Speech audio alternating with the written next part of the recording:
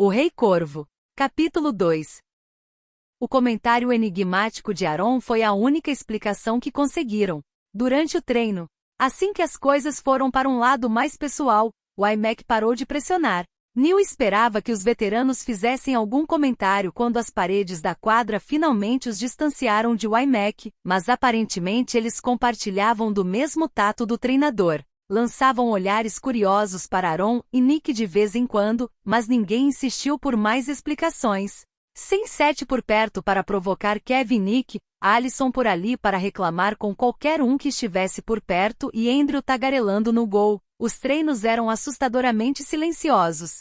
Poderiam ser quase perda de tempo total não fosse por Kevin e Dan. Kevin só pensava em X e não deixava nada distraí-lo quando estava em quadra. E Dan sabia bem qual era seu papel como capitã. Fazia todo mundo se movimentar quando o ritmo diminuía, e sempre que o silêncio ficava desconfortável, começava a falar. Ainda assim, Neil pensou que foi um alívio para todos quando o iMac finalmente anunciou o fim do treino.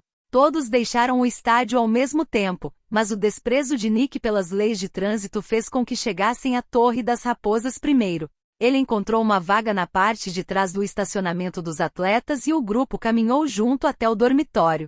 Na metade do caminho, notaram alguém esperando por eles na calçada. Andrew estava sentado no meio-fio de pernas cruzadas, as mãos apoiadas nos tornozelos enquanto esperava que se aproximassem. Você não devia ficar aqui fora se está ficando resfriado, disse Kevin. Quanta preocupação, disse Andrew sorrindo com o tom de Kevin. Chora não, Kevin. Nada que uma sonequinha e vitamina C não resolvam. Nick se agachou na frente de Andrew. Ei, tá tudo bem? Você faz umas perguntas muito estranhas, Nick. Estou preocupado, só isso.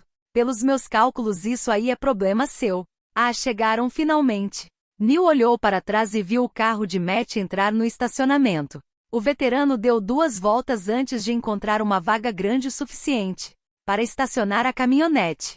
Andrew deu um tapinha no rosto de Nick como uma ordem silenciosa para que saísse do caminho, então Nick se levantou e deu um passo para o lado.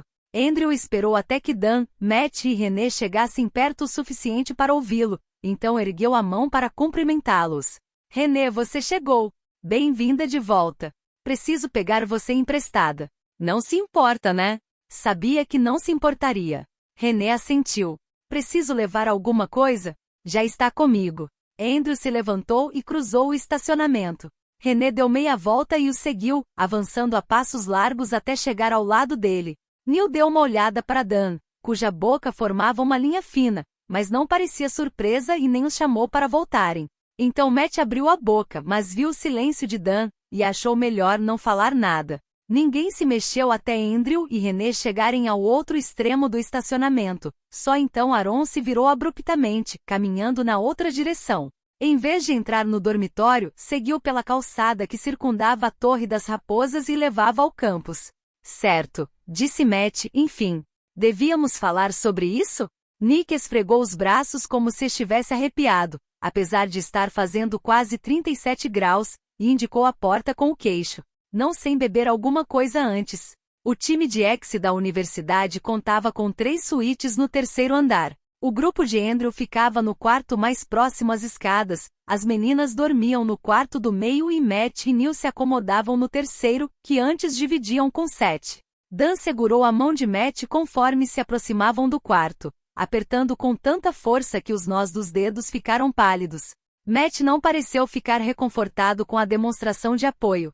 Encarava o chaveiro na mão livre como se tivesse esquecido qual chave abriria a porta. Ele era tão babaca, disse Matt baixinho. Eu sei, concordou Dan. Matt inspirou devagar e enfim destrancou a porta. Abriu-a, afastando-se do batente e apertando ainda mais forte a mão de Dan. A tristeza no rosto dela fez Neil se inclinar para a frente, mas era difícil ver além de Matt. Neil não precisou esperar muito, porque Dan logo criou coragem para dar o primeiro passo, puxando Matt junto para dentro do quarto. Neil ficou de pé em frente à porta, prestando atenção nas mudanças por ali. Ele não entrava no próprio quarto desde a manhã de domingo, e mesmo naquele dia só ficou ali tempo suficiente para pegar suas coisas e ir para a casa de iMac. No domingo, o quarto tinha a mesma aparência de sempre. Nos dias que se seguiram, alguém veio e levou embora todas as coisas de Seth. A terceira escrivaninha havia sumido, assim como a mesinha de cabeceira que Seth transformou em prateleiras para guardar os livros da faculdade. O espaço entre os pertences de Neil e Matt ficou óbvio demais. Neil deixou Matt e Dan observando aquele vazio e foi para o quarto. A beliche em que ele e Matt dormiam continuava no mesmo lugar, mas a cama de Seth tinha sido retirada do quarto pelos zeladores da universidade. As duas comodas que antes ficavam escondidas sob a cama de Seth agora estavam expostas, as superfícies mal cuidadas cobertas por uma fina camada de poeira. Era como se Seth nunca tivesse estado ali, como se nunca tivesse existido. Neil se perguntou se ele também desapareceria com tanta facilidade. Colocou a mochila na comoda e voltou para a sala. Matt e Dan estavam sentados no sofá, grudados um no outro. Matt estava encarando a parede em que a escrivaninha de Seth costumava ficar. Em silêncio, Dan olhou para o rosto de Neil. Talvez soubesse que ele não precisava ser reconfortado, ou talvez não houvesse nada a ser dito. Kevin e Nick não demoraram a se juntar a eles. Nick trazia uma garrafa de rum e uma outra já aberta de refrigerante, então Kevin pegou os copos no armário da cozinha. Era nítido o esforço que Nick precisou fazer para deixar de encarar aquele espaço aberto no ambiente. Colocou as bebidas na mesinha de centro antes de se ajoelhar em frente a Dan e Matt. Kevin distribuiu os 5 copos na mesa e foi se sentar ao lado de Nick. Neil tirou o copo destinado a ele da mesa antes que Nick pudesse servi-lo e se sentou na ponta da mesinha, onde podia olhar todo mundo. Nick serviu as bebidas, entregando-as aos outros, e ergueu o copo em um brinde silencioso ao quarto. Ninguém se juntou a ele, mas Nick também não perdeu tempo. Bebeu metade do conteúdo do copo sem nem parar para respirar. Nick se serviu de mais rum e voltou a olhar para o lugar em que a escrivaninha de Seth ficava. Então comentou Nick, parecendo bastante desconfortável. Isso é, Matt não deu tempo para ele terminar. Seu olhar sinalizava que ainda não estava pronto para falar de Seth, ainda mais com Nick. Então mudou de assunto para um tópico mais confortável, atraindo a atenção de Nick. Por que Aaron não sabia que tinha um irmão? Nick estremeceu, mas Neil não sabia o que o incomodara mais, a pergunta ou o tom áspero da voz de Matt. Eles são gêmeos, disse Nick e esperou até os outros entenderem o que estava dizendo, olhando de um rosto inexpressivo para o outro, então franziu a testa, sem conseguir acreditar. Pensa um pouco nisso, beleza? Imagina que você é minha tia Tilda. Acha que estaria morrendo de vontade de contar para Aaron que deu o irmão dele para adoção assim que nasceram? Ela tinha esperanças de que esse segredo ficasse enterrado para sempre. Mas Aaron acabou descobrindo, disse Neil. Nick deu um sorriso contido para Neil. Sim, e é por isso que acredito em destino. Se liga, Aaron nasceu e foi criado em San José. Parece que a tia Tilda enjoou de sair com os caras de lá e começou a usar aqueles sites de namoro. Um pouco depois de Aaron fazer 13 anos, tia Tilda saiu com um cara novo em Oakland. Esse namorado dela teve a ideia de os dois se encontrarem em um jogo dos Raiders, que seria uma coisa divertida e em público. Então ela enfiou Aaron no carro e lá foram eles. Aaron disse que estava em um quiosque quando um policial se aproximou, chamando ele de Andrew e falando como se eles se conhecessem. Aaron pensou que o cara fosse louco ou tivesse se confundido, só que não demorou muito pro policial perceber que tinha alguma coisa errada. Higgins, afirmou Matt. Sim. Assim que Higgins descobriu que estava falando com o irmão errado, fez Aaron levar até onde a tia Tilda estava. Tipo, Higgins pensou que a tia Tilda também fosse uma mãe adotiva e que Aaron e Andrew tivessem, de alguma forma, se separado no orfanato. Higgins queria que os dois se reunissem. Então tia Tilda deu o número dela e voltou para casa com Aaron. Não sei por que ela fez isso. Talvez estivesse com muita vergonha para negar ou não queria explicar para um policial o que estava rolando. De qualquer forma, a mãe adotiva de Andrew ligou no dia seguinte para combinarem um encontro, mas tia Tilda se recusou. Disse para os pais adotivos que não queria ter nenhum envolvimento com Andrew, não queria saber como ele era ou como ele estava, nada. Fez até eles prometerem que nunca mais iam ligar para ela. Nick terminou a segunda bebida e já começou a preparar a terceira. Mas Aaron sabia quem estava ligando, e estava empolgado demais para esperar até a mãe desligar para descobrir o que tinham falado. Assim que ela atendeu a ligação na cozinha, ele correu para o quarto para ouvir a conversa no telefone lá de cima. Foi assim que descobriu a verdade. Nick baixou o olhar para a bebida à sua frente. Aaron disse que foi o pior dia da vida dele. Meu Deus, disse Matt.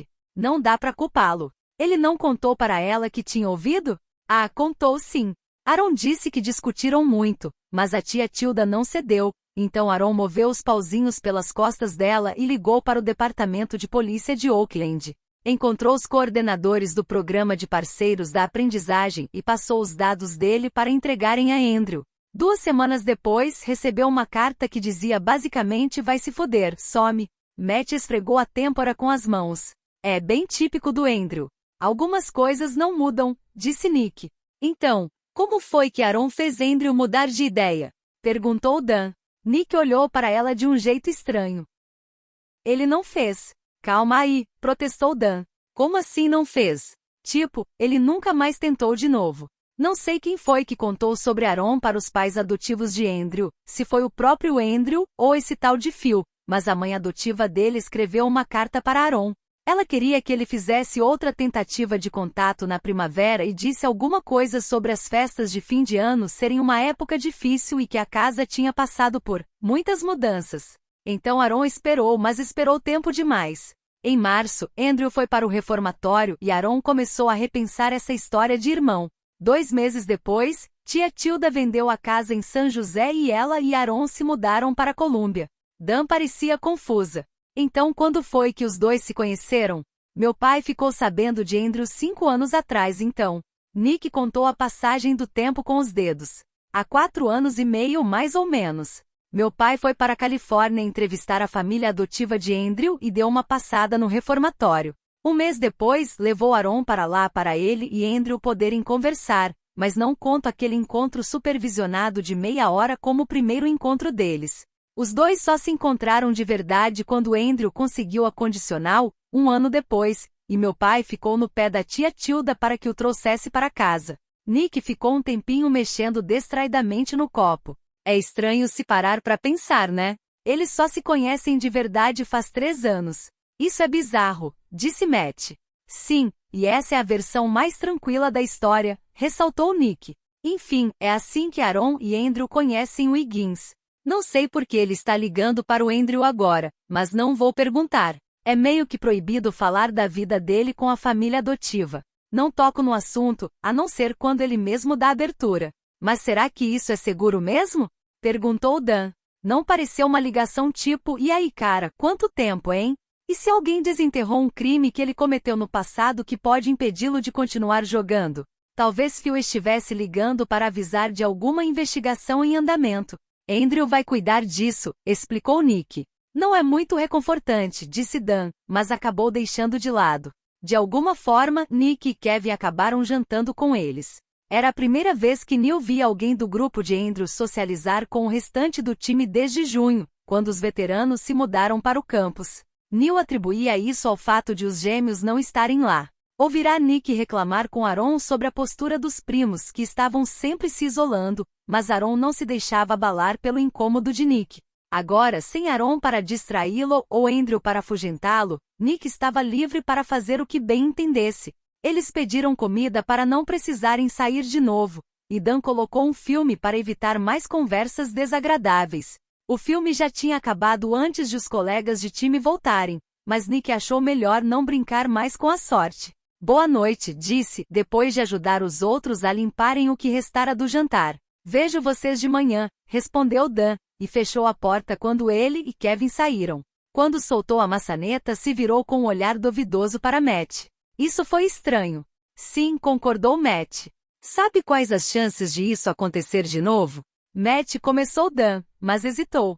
Ela deu uma olhada na parede onde ficava a escrivaninha de Seth, como se não tivesse certeza se deveria ousar dizer as palavras seguintes em voz alta. O que isso poderia significar para nossa temporada? Como o IMAX sempre recrutava indivíduos problemáticos para o time, as raposas eram uma confusão desde o primeiro dia. Formavam uma equipe que não sabia trabalhar em conjunto e cuja hierarquia era determinada por meio da força. Mas quando os treinos de verão começaram, 90% dos conflitos em quadra eram iniciados por Seth. Ele estava sempre pronto para brigar com Kevin e com os primos. Não cooperava com eles em quadra e se recusava a lidar com os integrantes fora dela. Isso vivia forçando as raposas a escolherem lados. Matt parecia cauteloso, como se não tivesse certeza se poderiam ter essa conversa tão cedo após a morte de Seth, mas respondeu: melhor não termos muitas esperanças. Eles não davam a mínima pro Seth. Não vão demonstrar apoio a ele desse jeito. Mas começou Dan, porque tanto ela quanto Neil tiveram essa sensação ao ouvir o jeito como Matt falou. Mas reforçou Matt, olhando para Neil. Finalmente temos alguém com influência lá dentro. Neil olhou de um para o outro. Não entendi. Já vimos isso acontecer antes com Kevin, explicou Matt. Eles reivindicaram você. Vão te arrastar para dentro da toca do coelho. Dan colocou as mãos nos ombros de Neil e o encarou com intensidade. Só não se deixa levar tanto a ponto de esquecer da gente, tá? Coloca um pé no buraco, mas mantém o outro aqui. Você tem que ser a peça que vai unir esse time de uma vez por todas. Sem eles, não vamos conseguir nos classificar. Me promete que vai tentar. Não sou exatamente uma força unificadora, declarou Neil. Tá na cara que você tem algo que Andrew quer, afirmou Matt. E aonde Andrew vai, os outros vão atrás. Você só tem que puxar mais forte do que ele. Eles faziam tudo parecer fácil demais, mas Neil sabia que não era bem assim. Vou tentar. Ótimo, assegurou Dan, apertando os ombros dele uma vez antes de soltá-lo. É só isso que estamos pedindo. Dan sentou-se no sofá e puxou Matt para se sentar ao lado dela. Neil se sentou na escrivaninha e tentou fazer os trabalhos da faculdade. Estavam só na segunda semana de aulas, mas ele já estava com um monte de coisas acumuladas.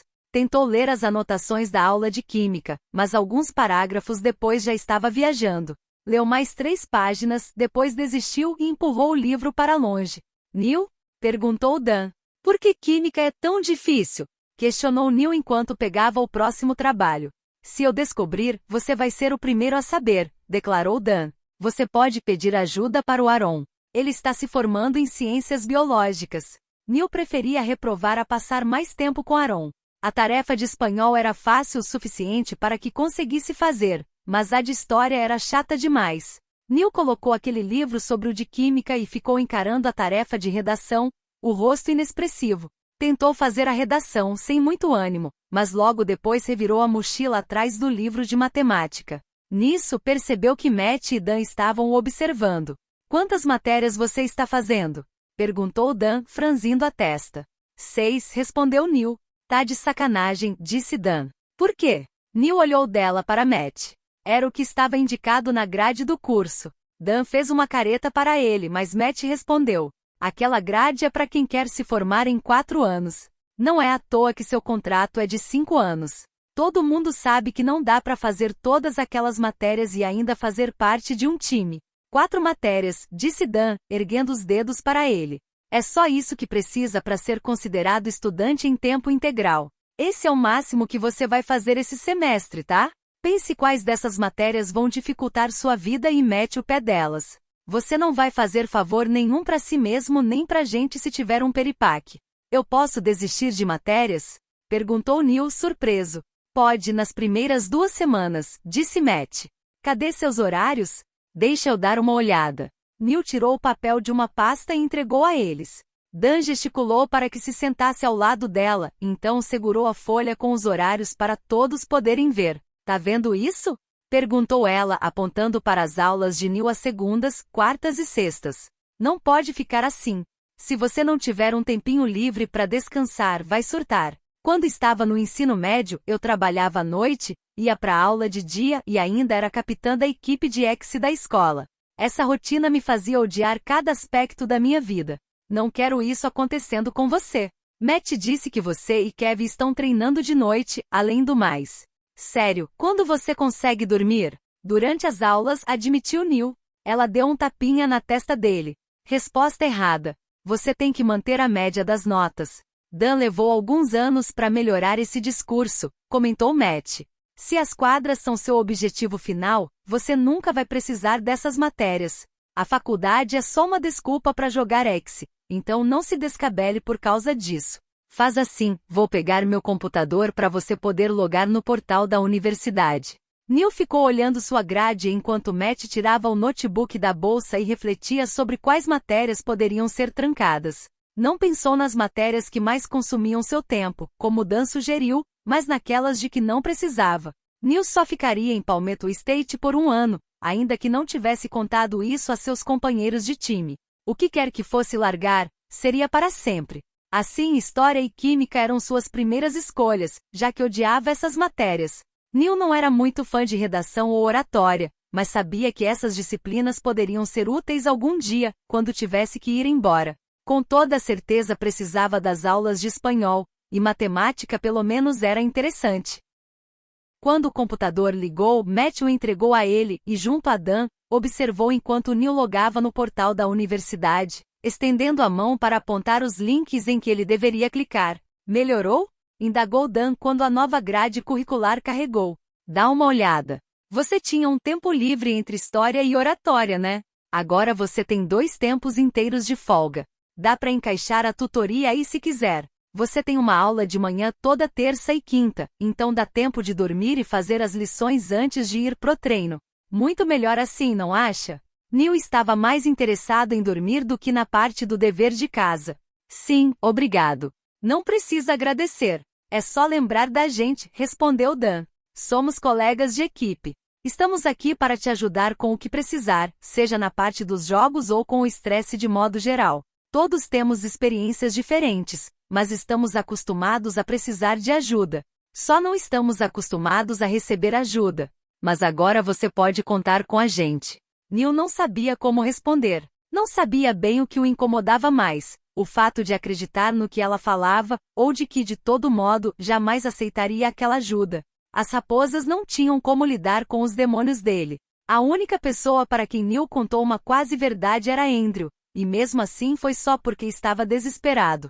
Alguém bateu à porta, poupando-o da tarefa de precisar responder. Neil começou a se levantar, mas ainda estava com o notebook no colo, então Matt se levantou antes. Neil pensou que poderia ser um dos outros atletas do mesmo andar que conhecia há 7 anos, mas era René quem estava esperando no corredor. Matt saiu da frente e a deixou entrar, e Dan xingou baixinho ao lado de Neil. Ele percebeu o tom dela, mas não conseguiu entender o que tinha dito. Acabou se distraindo quando viu René mancando.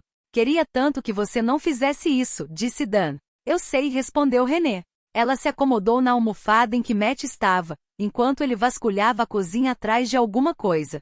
Matt voltou com uma compressa fria para René, que sorriu ao pegá-la e pressioná-la sobre o nó dos dedos da mão direita. Deu para perceber a dor que ela estava sentindo no jeito como torcia os lábios, mas a expressão se mantinha calma enquanto flexionava os dedos. Neil estava esperando que Matt e Dan fossem ficar em cima de René, chocados e preocupados, mas os dois nem perguntaram se ela estava bem. Me fala se isso acabar virando um problema, pediu Dan. René balançou a cabeça. Não pra gente. Seja o que for, é totalmente pessoal. Amanhã mesmo ele já volta pra quadra. Neil se perguntou em que universo alternativo havia tropeçado. Andrew bateu em você. Algumas vezes, declarou René. Tinha me esquecido de como ele é rápido quando está chapado. Neil olhou do sorriso de René para seu cabelo com mechas arco-íris e para a cruz pendurada em seu pescoço. Não conseguia entender. René o tinha alertado para não superestimar sua bondade, mas todos afirmaram que ela era a mais gentil do time. Desde que a conhecera não fora nada além de sensata. Até agora a única coisa questionável sobre ela era sua amizade com Andrew. René e Andrew lutam boxe juntos, disse Matt. Obviamente a situação não parecia tão ridícula para eles quanto para Neil, mas ele não sabia o que dizer além de perguntar o que uma garota cristã tão meiga estava fazendo boxeando com um sociopata não oficial do time. Ele olhou para Matt em busca de ajuda, mas Matt só abriu um sorriso ao vê-lo confuso. Em seguida Neil olhou para Dan, mas ela estava concentrada demais na mão de René para notar. Finalmente René ergueu os olhos e teve pena dele. Eu me converti, Neil. Andrew não dá a mínima para minha fé, está interessado na pessoa que eu era antes. Ele e eu temos mais em comum do que você pensa. É por isso que eu te deixo desconfortável, não é? Ao ouvir aquilo, Dan e Matt lançaram olhares curiosos para Neil. Aparentemente não tinham percebido o quanto Neil se esforçava para evitar ficar sozinho com René. Neil ignorou os dois e respondeu. Você me deixa desconfortável porque não faz sentido. Eu não te entendo. Você poderia perguntar, respondeu René. É tão fácil assim?